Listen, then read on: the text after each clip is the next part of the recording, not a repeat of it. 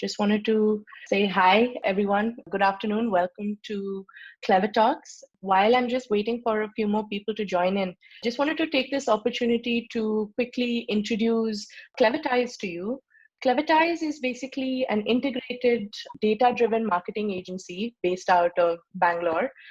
Within, I guess, under 3 years, we are very proud to have been able to work with some of the most biggest brands out there and global brands at that.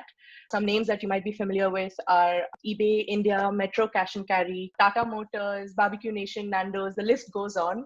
I can go on forever with this, but we're very fortunate and proud of this fact. And the team as well to introduce to you comes with about 5 to 10 years of experience, who have worked with some of the top agencies in the country and also some of the top institutes as well. So we're very fortunate to be able to work with such a team who constantly strive for the best innovative things in the industry. And to give you probably an insight as to why we have started CleverTalks, CleverTalks is basically an initiative to facilitate frank and open discussions between the agency and brands out there. We realize that on the agency side, we have a lot of opportunities to discuss what's happening in the industry, what are the market trends, and we're always on it and on top of it. And I'm sure the same happens on the brand side as well. But there's not a lot of opportunities there for the brands and agencies to discuss in a very candid, lighthearted, and have a frank discussion about what's happening in the industry. And hence, we wanted to create this platform where we can invite the industry's best and the leaders of the market. And today we are very happy to have Nihaar with us. Hi, Nihaar. Hi, everyone. Just to quickly introduce Nihaar as well to you. Nihaar right now works for the Adidas Group. She takes care of the brand marketing for Reebok. Prior to Adidas or Reebok, she has worked with AB InBev as well, where she's worked with brands like Budweiser, Hoegaarden, to name a few. I would like to invite Nihaar to take over from here, and also just to say thank you for joining us. And we're really looking forward to everything that you're going to be sharing with us today. Awesome. Thank you for that introduction. It's great to be here. I think it's always exciting to connect with people and just like share your learning, share your experiences, and of course, just, see what people are keen to learn about as well. So I'm going to try my best to take you through some of the experiences that I've had and some of the learnings that I may have had across, two industries so far. The first, which was AB InBev, and now I'm working at the Adidas Group. So, of course, one was the alcohol industry, which did have its own sort of restrictions as well, because there are things that you can and can't do. And the next is, of course, the retail industry in the space of fitness and lifestyle. So I will just share my screen now. So let me know if you can see it, yeah? I think you just have to enable screen sharing. Yes, it's enabled. You should be able to now. So I'll just start by taking you guys through a little bit about me, a little bit about my background, what I've done so far. So I studied at the Sri Ram School, which is based in Gurgaon. And while I was in school, of course, I, ensured that I spent my time doing a couple of internships as well, because I wasn't always sure what I wanted to do and what I wanted to study further as well.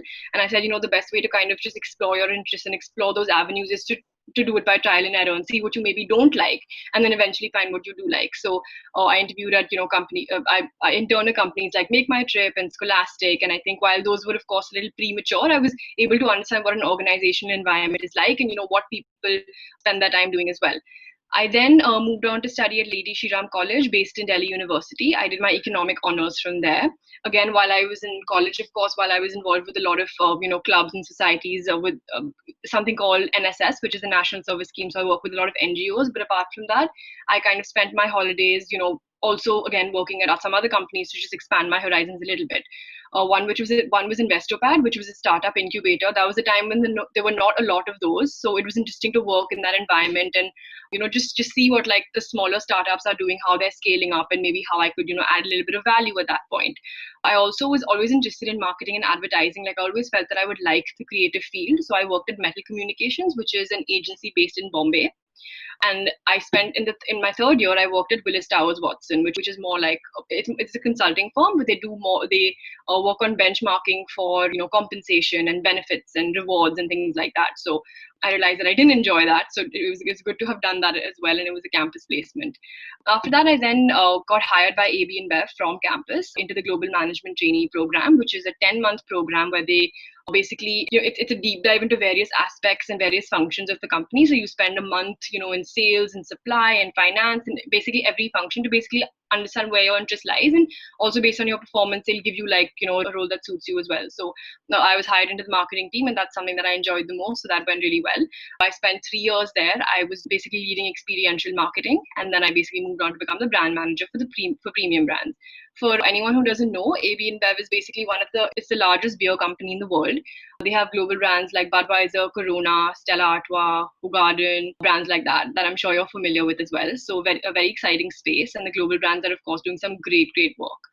After that, I moved on to the Adidas Group, which is based in Gurgaon, and I'm working as the brand manager for Reebok. I've always been very, very passionate about sports and fitness, and I think this just automatically kind of pulled me in as well, and I'm really enjoying it.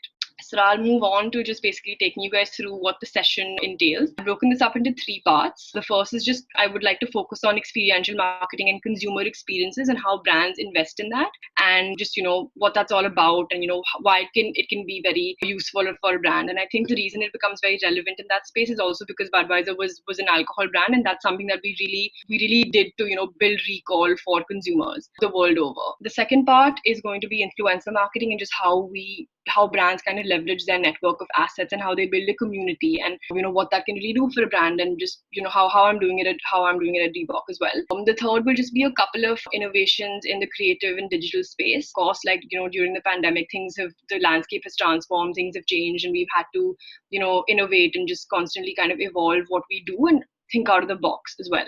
So yeah, feel free to ask me any questions, and I hope this is useful. I'm just going to dive into it now. So I'll start with the first bit, which was experiential marketing and how brands build a recall through disruptive consumer experiences and what that's all about. So experiential marketing is essentially that. It is how you create experiences, live experiences for consumers, for them to then be able to relate to your brand, experience that, and then kind of build that connection with you. So the minute they have, enjoyed something, or they remember something, or something has been unique for them, your brand automatically has a higher recall in their mind as well, and they almost become very loyal to you because they can live and breathe.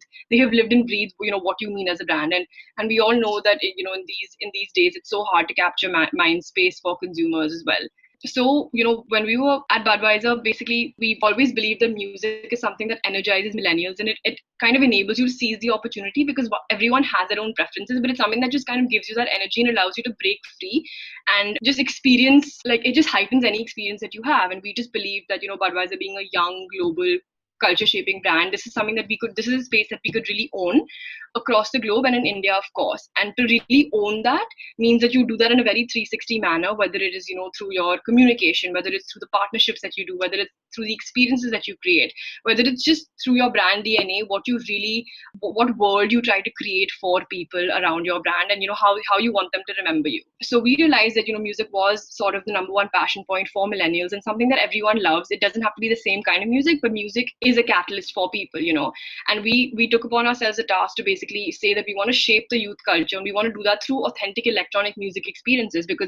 And the reason we chose electronic music, of course, we didn't stick to that, but the reason we chose that is because it's high energy, because we just felt that those were the trends, and that's what people were really enjoying at that point. Also, the key message was essentially that they're the perfect catalyst. They energize you and they get you to seize the moment. And how are we going to translate this into our marketing, and how are we going to translate this into experiences is now what I will take you through. So we kind of broke this up into three buckets. One is for people who are followers. People who are followers, they like music, but they're not the very evolved consumer, because you can't be reaching out to a very niche person, right? So in that bucket, we created a couple of experiences that we ran at bars and restaurants where we got artists to play. We created a nice experience within the places that people would go to regularly on weekends as well, which was called What's Brewing. Second was we tied up with some big sponsorships like Supersonic and Sensation. You guys may have heard of a couple of these festivals, because again, this is something that was sacrosanct with electronic music, and we felt consumers would really, if Budweiser was associated with it, they would build that recall and they would remember it. These were of course a lot more commercial, a lot more massy as well. The second was for trendsetters, and by that we mean the slightly more evolved consumer, someone who really knows music, someone who can almost teach music and kind of be music as well. So for this we kind of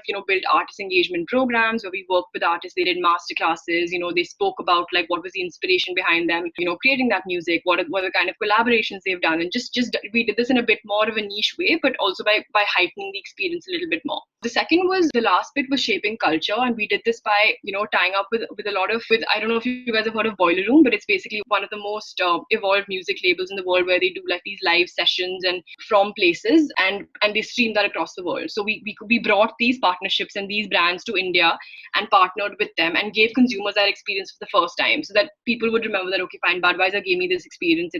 They definitely know their stuff, and they definitely are committed to this cause. So whether it was Spinning Records, whether it's Box Out FM, which is a label that's based out of Delhi, or whether it was Boiler Room, these were all things that people could really resonate with, and your credibility automatically increases. What we then did after a couple of years of trying to establish ourselves in this space is that we built a 360-degree always-on program called BudX, and because we realized that you can rely on external partners and partnerships, but when you actually create something of your own, you have complete control over it. You can create it the way you want to, and it'll be all yours, right? So people will know that Budweiser created this. This is what they stand for as a brand. You don't have to rely on external factors. So we then went on to create this 360-degree always-on program called BudX. And the reason the X comes after the Bud is because we felt there were infinite possibilities and things that we could do with this, and we didn't want to restrict ourselves. So that X kind of stands for like that sign of collaboration, and that sign of just infinite possibilities as well. So the objective of building this IP was to build awareness. We wanted to go bigger. We wanted people to know. We wanted our name on the door, and we wanted people to know what Budweiser was really trying to do. The second was, of course, building offline engagement, which was through experiences, which is something that when people are actually consuming your product and experiencing something that you're creating for them, the partnership that creates it's very special. And the last was, of course, to amplify and just make that go even bigger. And the reason I say this is because while you're creating an experience, what's really important is the way you amplify that and how many other people you're able to show it to. So while I may not have been able to experience that, I'm able to kind of get I'm able to get that energy. I'm able to understand what it was all about and say, okay, fine, like I missed this. I should be there next time, or okay, this is what they're doing, So the idea is to create that. I mean, that's what we do with content, right? We create content and we amplify to 1 million people so everyone can see it. Similarly, an experience almost is like the set of a movie that you create, and then you amplify that for everyone to see, and eventually you bring more people into the fold as well. So we, of course, when we created BudX, this was almost like creating your own IP, creating your own festival, creating your own experiences. And for a beer brand to do that, it's not something that just comes very easily, right? Like we're not actually like event planners or like festival planners. So we, of course, worked with an agency called Vice to bring this alive in India.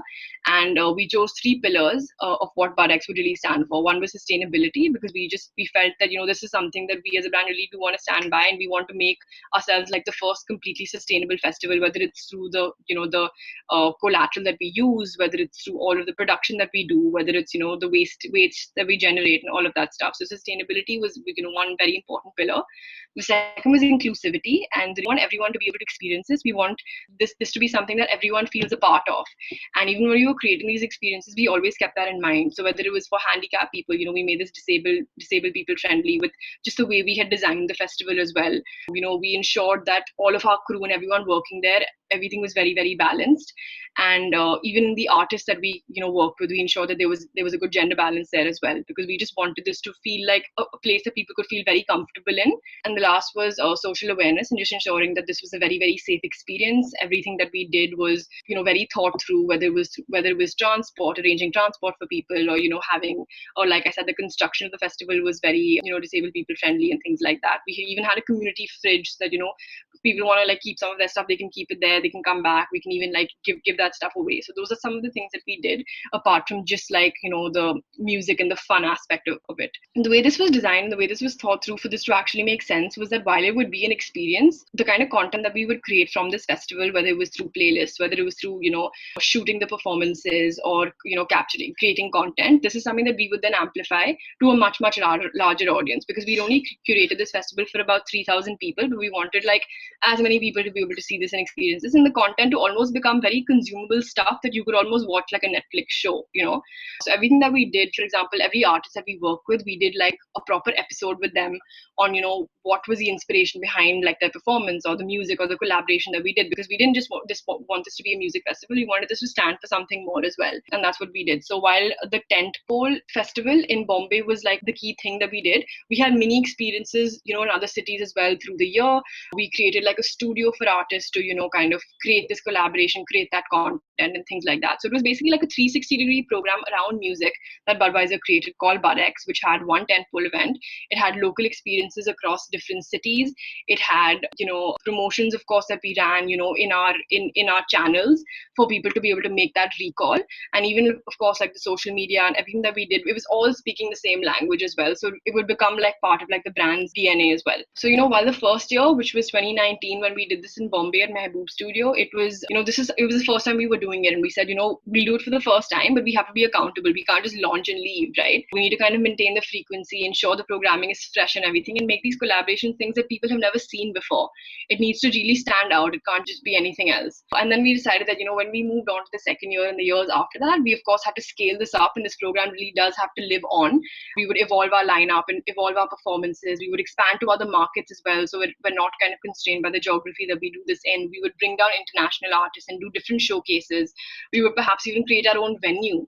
So those are some of the vision that we had, and the program is evolving, of course, because of COVID. It's in a very different space at the moment, but this is just to tell you guys what the thinking was also. So this is just a little bit of a snapshot of what it looked like when I was in Bombay. So we did programming over 3 days. So in the day, we primarily focused on doing workshops and masterclasses with everyone in the music industry, whether it was a producer, whether it was a sound engineer, whether it was a performer, him or herself, or whether it was even someone who was doing the writing of a song. Just everyone in the space. We wanted to bring them into the fold and really kind of just make that conversation explode. So we had masterclasses through the day. We also had lots of experiences around. We had like a pop-up streetwear shop because Budweiser also launched a streetwear brand in India.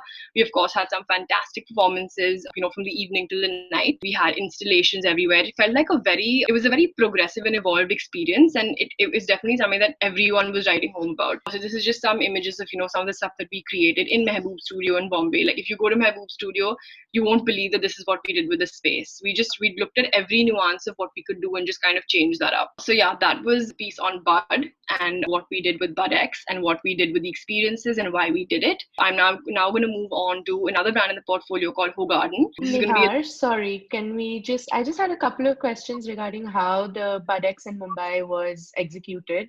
So when we talk about workshops or let's say, like the performances and stuff, how exactly did those work out? Like, how did the workshops look like? And I would love to know some insights as to how exactly these were executed as well, the nitty-gritties of it. Right. So the way they was executed is, of course, that we reached out to like people from all over. That was the first step. We thought about what the topic should be, and then we thought of people in that space. So then we reached out to people. We kind of got them together, and the way it was executed is that in the very same venue that we had, where we were doing even the musical performances, we held those workshops in the same place just during the day because we felt that people would have more of an appetite for that in the day. So once we narrowed down on the topic, reached out to the people, got that confirmation, we then made it part of the programming, of course, and promoted that as well. So people who were interested in them would obviously come in earlier, come watch these workshops, and actually just take in all that knowledge that they could. We also reached out to a lot of, for example, aspiring artists, people who are going to these music schools, people who are trying to get into the space, because for them this is something that they've never seen before. They've never seen these 4 people from different spaces of music coming together to talk about something. The topics were very deep rooted in what music stands for as well. So we ensured that we reached out to the right audiences. Some colleges we reached out to where we felt we would have some audiences also. So yeah, that's awesome. What did the workshops look like? What do you mean, like the topics? Yeah, exactly. What exactly was it all about, the workshop specifically? So I mean, there were about 4 workshops every day, and they ranged from topics like, for example, an artist would talk about, what their journey has been so far, how they got into music, how they evolved, and how they just learned to skill. Then there were a couple of topics about, there was one about women in music, because that's fairly underrepresented. So what is that like? How did they get into it? What are some of the challenges that they face, and how they overcame it also. Then a lot was just about the creative space in general and how people have navigated that, and what the stimulus has been for them, and how they have kind of continued their journey and grown. So a bunch of topics, honestly, across the space of music. And in fact, like 1 or 2 guys even showed people like creating a sample, like a music sample live, and what goes into that. So there was just like topics across the space, and we just got in the right people, roped them in, and ensured that everyone had something diverse to share on each panel. That's awesome. Very interesting. Yeah, and honestly, like we saw a great turnout. We thought that, maybe people will think this is boring or people will not be able to relate to it. But like we had a packed house for every single banner. Like I myself was like hooked. I was like, even though I'm not someone who's of course in that space, it was so interesting to actually hear these insights, because where else do you get to and where else do you see these collaborations come to life and in front of you? Great. Guys, if you have any questions while she's taking us through, please feel free to jump in and ask your questions as well so we can be engaging and interactive. Yeah, for sure. Thanks, Nihaar. Let's go on. Cool. I'm going to move on to Hogarden now. It's a brand that kind of lies in the super premium category. It's of course an imported brand. It's a wheat beer, and it's something that, just to give you a little bit about the positioning, it was one of like the first wheat beers in that category. Has a very refreshing taste, and because of that, it also complements food very well. It's something that people feel they can, drink at any point in the day, really, whether it's lunch or whether it's evening or whether it's night. It doesn't have like a very heavy feeling to it, and it's also a great mixer for cocktails. So this is sort of what the positioning of the product was like. And then I'm going to take you through a little bit about what we did with it and how we created experiences around Hogarden in India. So the way we kind of divided this up again in a very pyramid-like approach, as you can see, is that we said, okay, fine, like, Hogarden is the perfect complement to any meal that you have, just because of the taste that it accentuates, because of the way it looks and feels, and the sensibilities that it has. So we said, we want to create a food IP with this brand, and we wanted to be the brand that people associate with food quite well. So we wanted to take over that space, which is of course ever exploring and so large and so diverse, and something that everyone I think feels quite passionately about as well. So we said, okay, we're going to divide this up into various experiences. The first would be the Hogarden Brunch Club, which is basically us taking over Sunday brunches and weekend brunches that already happen in restaurants and hotels, and giving Hogarden to be the beer of choice for those brunches. So if you buy like a brunch package, you get Hogarden, and that automatically kind of creates that connection between it being a brunch beer. So that's something that we did. Of course, we went to the more high-end restaurants because again, Hogarden is a super premium beer. It's priced quite high, and our audience is also slightly an older audience. You're someone who's been earning for a couple of years, and all of that stuff. And obviously, you have to be very aware of that when you create your experiences and what channels you go to as well. The second was this format of in-home brunches that we tried, where we basically said, we'd reach out to influencers and we'd reach out to chefs and we'd reach out to people in the space of food, and we'd actually get them to host an in-home brunch in their home, calling their friends and family, and we would give them like a Hogarden brunch toolkit almost that they could use to make cocktails, use to like make food paired with Hogarden and things like that. And of course then we'd create content and we'd amplify that and just kind of just make it a lot more fun and a lot more authentic as well. We also tied up with sponsorships in the space of food. I'm sure you guys have all heard of Grubfest. That's why I put this here. It's one of the largest food festivals in the country so far, and we said, we should be there. Like it's something that people associate with food so well. Like we should definitely have an offering at this festival. So we collaborated with a couple of festivals like that also. We then said that, okay, we want to create marquee experiences with food also, be almost like authenticators in that space and have a point of view on food when it comes to Hogarden also. So we conducted masterclasses and workshops. We did tastings across the city. We created like a menu, what we felt people could pair well with this beer, just because of the taste and what that complements. And we also created like these mini food trucks where we would again go to places and give people these experiences, which of course was received quite well. What we next had on our agenda, which hasn't come to fruition yet, but what the vision was, is that we would also create a festival called Sip and Savor. Again, create something of our own, because we always felt creating something that doing something that your brand creates always gives you a lot more value, a lot more authenticity, and a lot more credibility in the space, because you are able to design all of that on your own. You're able to do it exactly like you would have done, and not kind of rely on another experience that you kind of force fit yourself into. So the idea was to create a food festival called Sip and Savor, where you would have a lot of other experiences related to food and just become like a celebration of food and Hogarden paired and put together. Hey Nihar, actually I have a question there. Sure. You mentioned the Grubfest. So I think I remember visiting there once, and the only beer that was available in the whole fest was Hogarden, be it any stall or any counter you go. So do you guys like make sure that it's the only brand that's available in the whole fest? Yeah. So, when we do sponsorships and when we do partnerships for the product, we it's an absolute must that we will be exclusive there, because if we're doing that partnership and if we are putting our name on the door and we're saying that, we are tying up with this and we don't want people to go there and be drinking another product, which could be like a Kingfisher or anything else for that matter. Because Hoegaarden is a super premium beer and not everyone wants to pay, let's say, like 350 rupees for a pint.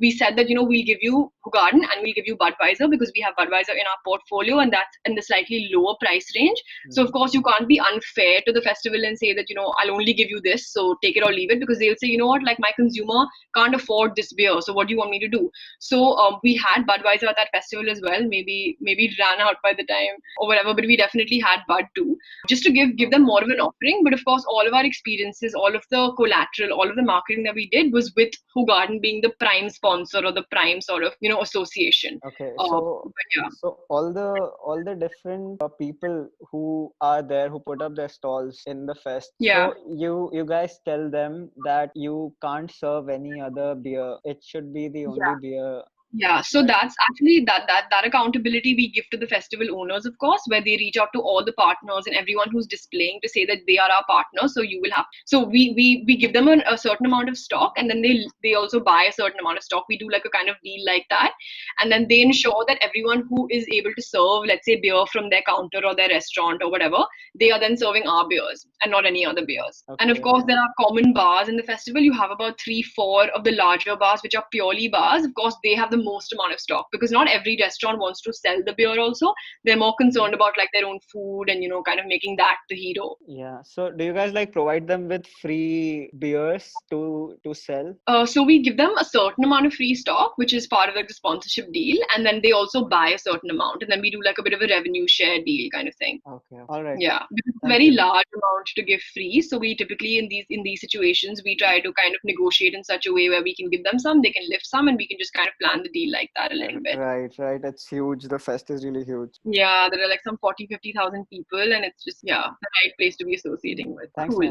So this is a couple of pictures again from an experiences that we curated when I spoke about the brunches and I spoke about the marquee experiences. This is one of the marquee experiences that we created where we took over Olive Bar and Kitchen in Bombay. We did it in Delhi and Bangalore as well. So this is pictures from all three of them where we especially created Hoegaarden brunch, and we called influencers, we called creators, we called basically people who we really felt would be a good fit for the brand, and we created like an exclusive brunch experience for them, wherein, as you can see here, everything is you can just see how detailed it is, right? So right from the menu, we created like a special menu with the chef, we created special Hoegaarden cocktails, everything. You can see a lot of the orange here. So the orange is typically what everyone says, just like a lime goes in a Corona, an orange goes in a Hoegaarden and heightens the taste and makes it a lot more refreshing.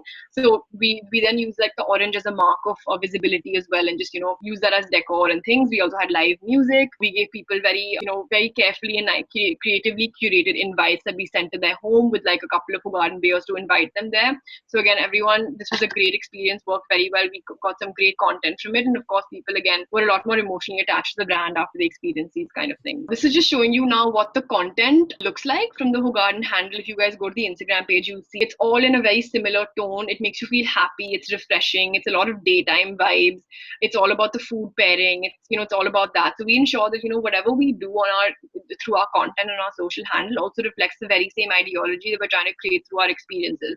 So people really are able to kind of understand that consistency a lot more, and they really know what you're going for. So this is just a snippet of what the page looks like, and you guys can just go check it out whenever to understand more. Any questions with regard to this before I move on?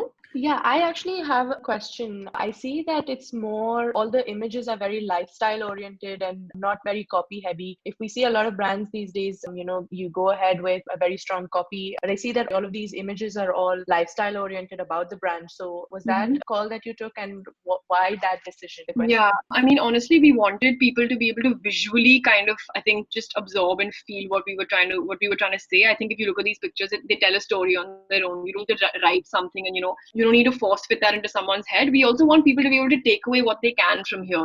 If you look at this, it just looks very optimistic. It looks very positive. It looks like something that you'd maybe want to spend your day with when you're having a brunch, when you're going for a picnic, when you're having lunch and things like that. And it shows you food as well. So we want people to be able to take that away and not like actually specifically spell it out for them, because you don't want to be too specific either. So that was the point. Of course, all these images on the page do have copy beneath the image, but we didn't really want to plaster it on the content because we just felt it was too beautiful to have to then put something on it, That was the idea. Yeah, makes sense. Thank you. Cool.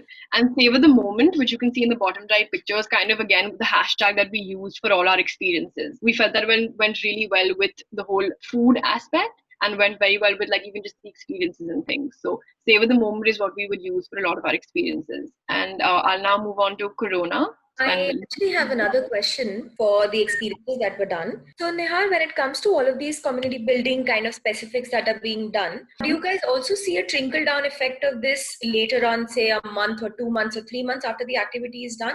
Because during the time that all of these influencers are picking it up and events are happening, the awareness of the brand is definitely increasing.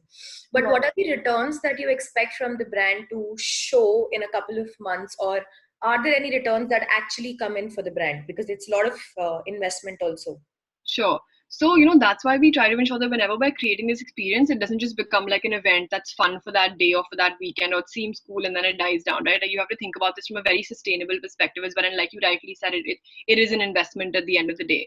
So what we do is we then ensure that while these are of course done like in a slightly more consistent manner. So there's not just one peak and then it's just kind of flat after that. So we ensure we spread these out well enough so that excitement is constantly building. We also ensure that these influencers, we give them the content and we also create enough on our own so that with or without the event, we're able to sustain that whole experience, digitally as well and virtually also without actually having to do it. So while that experience is just something that, comes alive and, shows people that, okay, cool, like I actually experienced this as well. It's more also about the content that you create, the ideology that you create for the brand, the recall that you create when you actually do an experience at an established place with people who are almost like ambassadors for you is what the idea was. Just creating this world for people and then hoping that they even do this without this experience later, whether it's on their own or whether it's, by influencing other people to do so. That was the idea. Okay, so basically the idea is to introduce audience, and once they are introduced, we expect that the product is as good that it's going to pick up on its own. Yeah, exactly. And you also do this in a way where you spread it out across different places. You do it with different communities, not just the same one, so that some people get the flavor of it. And then what you do with the extraction of that content and the amplification of it and the stories you create from that experience is what sees you through when, things like this aren't happening. Cool. So I'll move on to Corona. I think Corona is like a really, really popular brand. It's something that you always associate with holidays, with the ocean, with beaches. And that's what I think it's just beautiful what this brand has done. It has such a sacrosanct recall in everyone's mind. This is again just a snapshot of what the page is like. It's all about the beach. It's all about the sunset. It's all about, it's all about like the ocean and surfing. And it's all about relaxing really, and that's what the brand really lives by. And that's what we always try to showcase. It's when you want to detox. So when you want to chill or when you want to relax is when you always just want to pop open a Corona, and it has that very serene vibe as well. So what we did with this brand and what happens across different markets as well is that we created this property around Corona sunsets where we would create experiences again at that hour for people, because that's when I think the brand truly comes alive, and it's something that is, it's almost a transition into the late night. So one thing we did was always do promotions at a lot of our channels where we, gave people like bucket offers. We always we gave people like just offers at the sunset hour for them to again be attracted to it at that particular point, and for us to be able to like drive that point home also. We did on-trade promotions. The lime is very, very important for Corona. So things to do with the lime are always, you'll always see that around the brand. You'll always see the brand talking about it. So we built that into our promotions as well, whether it was like a lime cutter or whether it was like a tray or whatever. We always gave these giveaways as well to people for them to be able to, constantly be reminded of it. We also did, like I said, we did promotions at various places, giving people bucket offers. So typically brands do like happy hours and they do like, offers on particular days. We always ensured that this was done at a very specific time in a very specific manner, with the execution being exactly how we wanted it to be. And this always worked very well for us. We also created these sunset sessions, which were again starting in the evening and going on to the night, because we didn't want this to be like any late night experience for people. It was always something that we wanted people to associate with the sunset. The music was also always very tropical and things like that. So almost create like, and it was always outdoors, of course, you don't have a beach everywhere. So on terraces or, in open spaces for people to again be able to kind of live and breathe what the brand is constantly trying to tell you. And we've done this across various cities also. So again, some of the content and, how we try to create that mood shift moment for people with the kind of visuals that we have, with the kind of experiences that we've created across the world. And it has like a very, very clear global sort of understanding and connection and correlation with it. And we ensure that the way we do these sunset experiences is very sort of standardized in most places so that everyone is almost doing this in the same way wherever they are. So yeah, didn't want to spend too much time on this, but just take you guys through, what Corona really does, what they focus on, and how we created experiences for the brand. So do you guys have any questions? Hey Nihaar, Soumya here. I actually have a couple of questions about this. When it comes to Hogarden and Corona, both of them have quite similar flavor profiles in terms of the citrus aspect to it, and both of them not being night drinks as such. Like Hogarden, you associated with brunch, and Corona, you associated with sunset. And the second part of it being with so many brands under one banner, how do you stay true to each of them and make sure that one brand does not eat into another brand? Right. So they don't actually have similar flavor profiles. Hogarden is a wheat beer. It's got a very, very distinct positioning of its own. So it doesn't, at least the flavor profile doesn't eat into Coronas. Or Corona's a lager beer. It's a lot lighter. It is it's basically a lager, so it's a lot more, it doesn't have like that wheatish kind of overpowering flavor to it. So like the flavor profiles are very, very different. And while they both are super premium brands, and while they both, like you said, appeal to kind of the daytime, they have very different positionings. So yeah, like Hogarden would be like a daytime beer. Honestly, people could drink this at any time, but the way we wanted to, of course, position this was that it's a daytime beer. It's to be done with food pairing and things like that. Whereas Corona is something that, it's all about relaxing. It's all about chilling. It's all about unwinding. So the kind of music you associate with it, the kind of, experiences that you create around it was a lot more about, again, the music, So people are able to kind of put them in different slots. And it's almost as if you had an entire day, you would do different things with different brands at different times. So if, let's say, in one whole day, I would have lunch and I would have a Hogarden. When I was going into the evening, into the sunset, I would be having a Corona. And when I went into the late night, when I wanted to listen to loud music or dance on a weekend, I would have a Bud, So you just ensure that you're creating those very different segues for those brands, so they, of course, don't eat up into each other.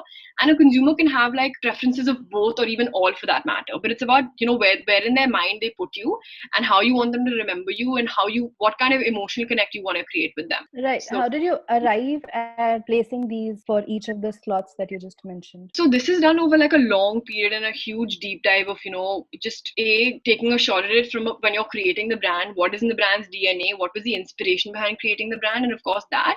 And when you talk about these experiences, they of course evolve over time, but you do a lot of consumer research also, understand, what are the trends, what are people looking for, what are people spending their time doing, for example, So when we chose Bud and when we said electronic dance music, that's because we said, okay, fine, the millennial who's between 21 to 25 is really hyper about electronic music. So we have to kind of capitalize that space. We know food is something that people are very, very passionate about as well, especially in India also, So how can we then be relevant to them when in that space also? So that comes after a lot of like research, a lot of thinking, a lot of like developing of the brand. And of course it evolves also. But yeah, that's not something that you arrive at just because you think that it'll be fun. It's something that is very built into like what the brand's DNA is and what they stand for and what you want to communicate in every way, whether it's the look and feel, the packaging, the kind of guidelines that you have, all of that. Thank you. Welcome. Hi, I have a question actually. Sure. My name's Avni. One of the things that I noticed that a lot of the brands like Hogarden as well as Corona, their essence is essentially rooted in events, like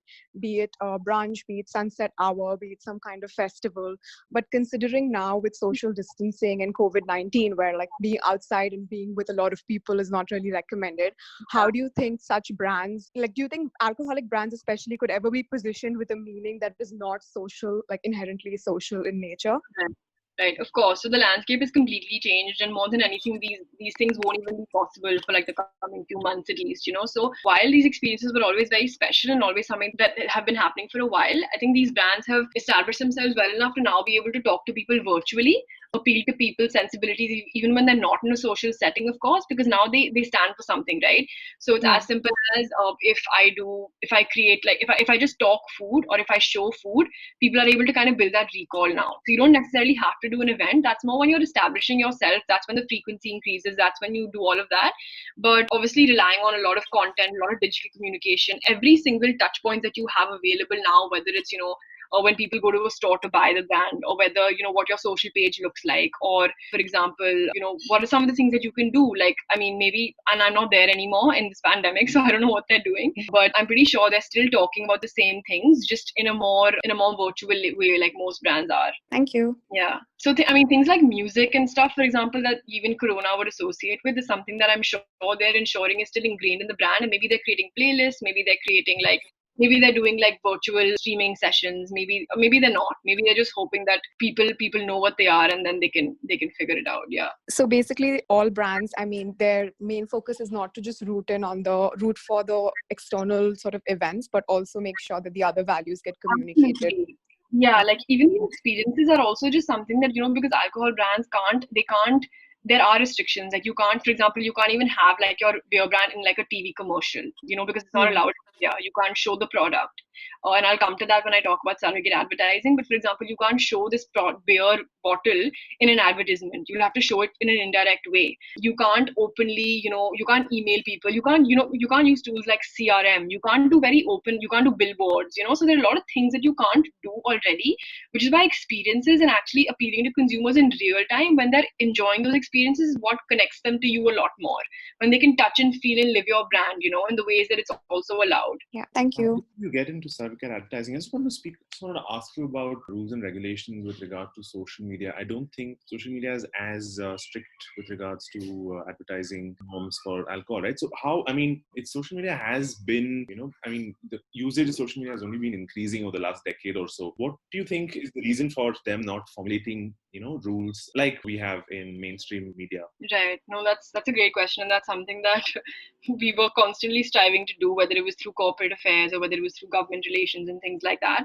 So even like this, the showcase of product on social media is only a recent development. It wasn't allowed till 2 years ago. Only now, when things have opened up, the laws have slightly changed. Even there, it's been allowed. So before that, you weren't even allowed to show your bottle in like these kind of visuals.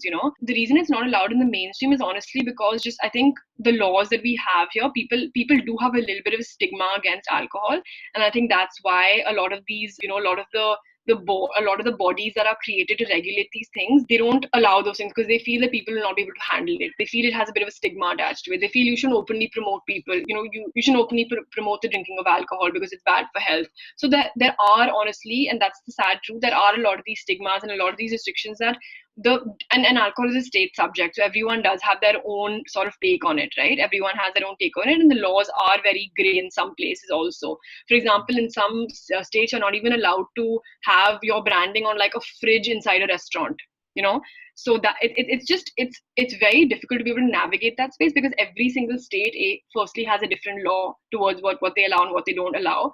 But the reason they've not allowed it on mainstream is, like I said, because they just feel that it does have a stigma and you shouldn't be promoting the drinking of alcohol, and that's been around for so long, and I really hope that does change. But I guess it'll take its own time, and yeah. Right. Okay. Thank you. So yeah, I spoke about how a lot of those things aren't allowed, and now I'll just come to surrogate advertising. So when alcohol brands do want to advertise, on mainstream ATL mediums as well, you do have to create like a surrogate for yourself. So for example, Bacardi created music CDs, Kingfisher created water, Budweiser also created water, and they also created a surrogate by way of experiences. Carlsberg has created, for example, these club glasses that you see. And the law says that if you want to openly advertise your brand, you'll have to do it through a surrogate, and that surrogate will have to earn a certain amount of revenue every year for you to be able to even promote that surrogate. So that's something that alcohol brands do have to do in India, and which is why you see all these random extensions of the brands and the products that they create just to be able to do that as well. Also, the other restrictions are that delivery is not allowed in India for alcohol either. I think Zomato is allowing it in a couple of states, and Dunzo is as well. But again, it's very up and down, and it's not very accessible. Like you can't go to like a grocery store and pick out a beer from a fridge, for example, like you can do in other countries. So of course those channels also get limited, and then you have to kind of work around that. And the last is of course things like even CRM, for example, you can't communicate with people through. So a lot of those channels of communication also become a little more streamlined, which is then why the focus becomes so much more heightened on other things. So yeah, this was the piece about that. I just thought it'd be helpful for you guys to know, and which is why it's also exciting because you have to constantly be creative and think of how you can reach out to people. and what are the channels that you can use. So yeah, you guys have any questions here?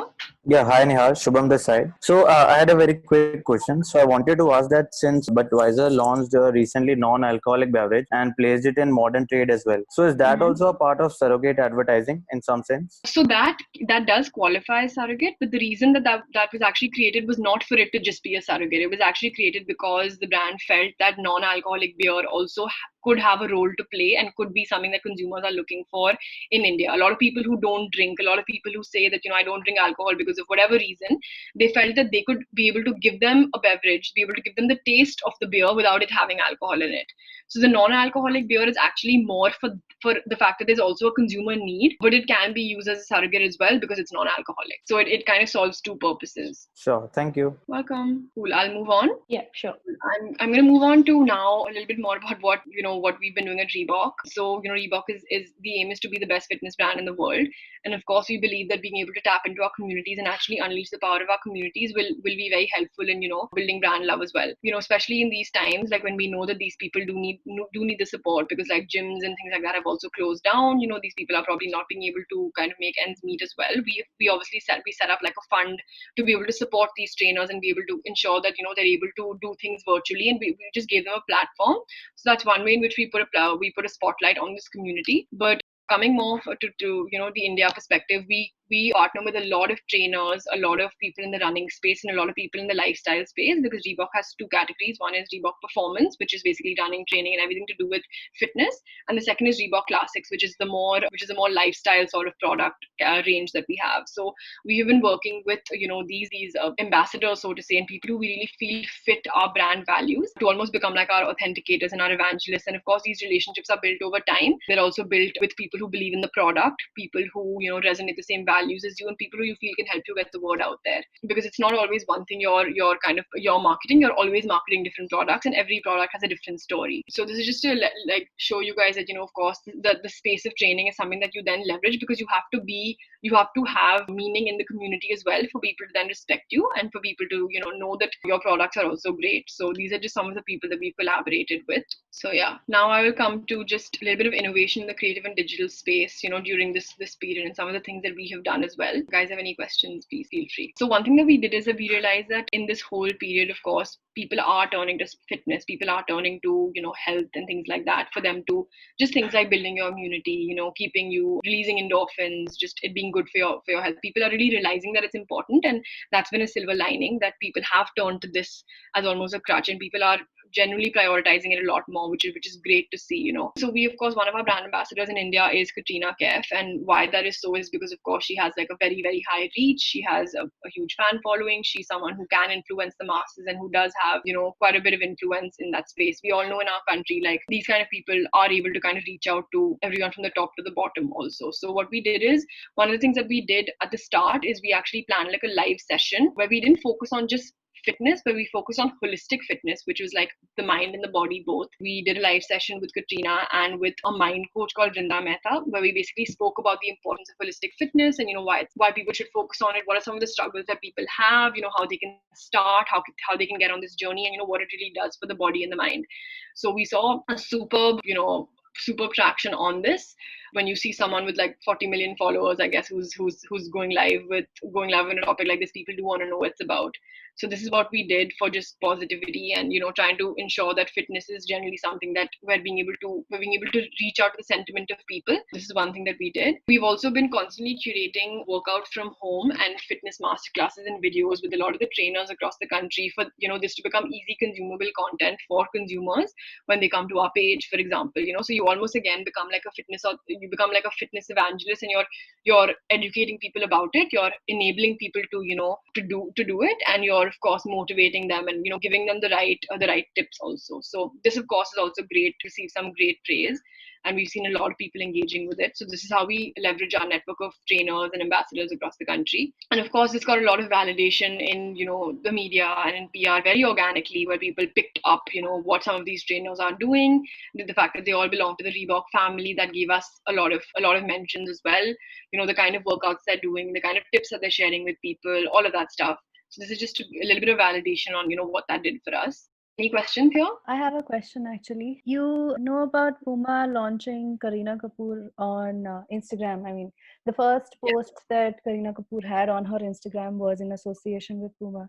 Just wanted to understand, just wanted to get your thoughts on that. How was it a good move? Was it an okay move? Because it, from a consumer perspective, it was mixed reaction that we saw in terms of Puma did a good thing. I mean, they got a lot of attention, but then a lot of Kareena fans were like, this is not what I was expecting. Okay, right. So my thoughts are honestly that, yeah, of course, again, she's a big name. She automatically draws a lot of engagement. So for them to be able to make that splash is they've been able to do that because they've been able to get her, and we'll probably see how they leverage her over the coming few months or years. Maybe they want someone in the slightly older category to be able to appeal to the walking category, or like yoga and things like that are also on the rise, and of course the women category. So I'm sure that the reason they've roped her in is for those reasons, and I'm sure that they know that the engagement she draws and the kind of reach that she has, they'll be able to really get that point across. I don't know if it was a very, I don't know if it's, yeah, I don't know if it was a very ROI, like, thought through move. I don't know what the deal could have been like or anything. I mean, I definitely think that, I honestly don't know. Like, I feel like they were able to make their mark with the announcement, but now the way that they use her and the way they leverage her and what that does for their products is what will actually be a testament of why this was really done. So yeah. Right. Okay. All right. Yeah, but like just as someone who's of course Puma's a competitor as well. I mean, I felt that they're probably doing it because they want someone in the slightly older category. They want to appeal to, like, I mean, in India, for example, walking is a really, really big. Right. It's a really big thing. It's almost like a sport, like people above the age of 35, a lot of them just go for walks, as like, and that's like their daily dose of fitness, right? Mm-hmm. So there are a lot of products that are also coming up in that space. Maybe they want to use her for things like that and things like yoga, which is also something that's really on the rise. I mean, that's what I would think. Yeah, but like ever since that announcement, I don't think they've done anything with her after that. At least I haven't seen it. I think probably just like sending her products and probably just getting her to do some digital content and things like, yeah, I haven't seen much myself. So that's why I don't know whether it's worked for them and whether they're actually like being able to leverage it. All right. Cool. Just taking you guys through another quick initiative that we did during the pandemic as well to, just be able to really be able to reach out to the right people, reward the right people. So we created this initiative called Reebok Love, where we basically allowed all our consumers to basically be able to nominate someone who's been a hero in these COVID times, someone who's gone above and beyond, someone who's actually, been very, very committed to their duties, and someone who's just kind of put themselves before everyone else. And people were able to do this on our website and through our digital handle also, where they could nominate someone by just giving us a couple of details about why they're nominating this person, what this person does, and of course like details about their product. We then would shortlist a bunch of people based on, of course, the criteria, like the kind of reasoning that we got and what these people have been doing, and giving them a pair of Reeboks on us. And we honestly, this was a purely organic initiative. We didn't promote it at all. We didn't do any kind of paid associations or anything, and we got like over 6,000 entries. And so this was like really overwhelming, and people really appreciated the fact that a brand was going above and beyond to actually be very contextual and be able to just spread some love and actually create some positivity in these times. This was done about 2 months ago. So yeah, this garnered us a lot of traction. And of course, like the people who were nominating as well, we gave them a couple of discounts on our products and thanked them for taking out the time to nominate people and things. So this is a quick initiative that we did. Just wanted to share that with you guys also. A couple of other things that we've been doing, of course, is because we have to rely on the digital and virtual world at this point, is that we've been ensuring that we constantly have something to say and constantly are giving consumers what they could be looking for on social media. So whether it's through live sessions where we've been doing fitness workouts and the kind of session that I took you through that Katrina did as well, that has been getting a lot of engagement. We've been ensuring that everyone who we send our product to is doing swipe ups, which lead directly, for example, to our website, which also we feel is something that can actually drive commercial results as well. The third is fitness masterclasses. Like we've been collaborating with trainers and we've been getting them to like share just like tips and do workouts on our handle. The next piece is content creation. We've been kind of making it easier for all of our partners and all of the people that we work with to be able to create content with our products from home with interesting and quirky ideas. We've also been ensuring that we get product reviews that people are able to kind of read digitally, because now everyone has to rely on this kind of stuff. No one is really venturing out to stores and to malls too much, right? So that's one other thing. And the last is that we've been exploring a lot of other channels that we otherwise weren't paying so much attention to. So channels like YouTube and just like advertising on different channels as well, because there's a global movement going on where, a lot of brands are boycotting Facebook and Instagram. They did so in the month of July, and some are carrying on to do that in August as well. So with the ban on those two platforms, obviously incentivized us and kind of got us to then look around and explore other channels that we could use, if not those, because they also become quite a big sales channel as well. So that's when we kind of dove into YouTube a little bit more. We did, our SEO strategy changed a little bit. We started using, just like email marketing and things like that a lot more. So that's been an interesting challenge as well. Another thing that we've of course been trying to do in this period is that we are trying to expand our digital universe. And we're also now delving a little bit more into vernacular, because we feel like that, so many people in so many cities have Amazon, Flipkart, and those kind of apps in Hindi on their phone, And for us to be able to reach out to those audiences and be relevant to them and be able to communicate with them, it's very important that we also get into vernacular communication. So that's something that we have been trying, and it's been giving us positive results. So we'll hopefully go a little bit bigger on that. And I think that most brands who are trying to be relevant to Indian audiences should pay attention to it. Another thing is CRM, like I said. So, email marketing, using our CRM database in different ways to keep them aligned on our various activities, on like promotions, on offers and things is also a good way to just, keep that 360 communication alive. The next is exploration of other platforms that we've been doing, because again, your universe does become a little bit smaller when you have to do everything digitally. So that's what we've been focusing as well. And the last is just expanding our partnership base, ensuring that we're going to, channels that we otherwise weren't on, for example, ensuring that we're building relationships with people who can, stock our product on their platforms and things. So that's been something else that we have been doing also. And I think this brings me to the end of the presentation. Yeah. Great. I think that brings us to the end of our session. Thank you so much, Nihaar, for being part of this. We've learned a lot and very interesting things that we've touched upon. So yeah, thank you so much. You're welcome. I hope this was useful for you guys, and feel free to shoot any questions you have later as well. Absolutely. We'll make sure we do some of that. Sure. And to everyone else who's joined us for the second round of our CleverTalks session, thank you for joining us, and we'll have many more of these. Nihaar, please join us as well for our next sessions. We'd love to have you on board as well. And looking forward to many more of these, guys. Thank you. Awesome. Thanks, everyone. Thanks, Nihaar. Thanks, Nihaar. Welcome. Bye. Take care. Bye-bye. Bye-bye.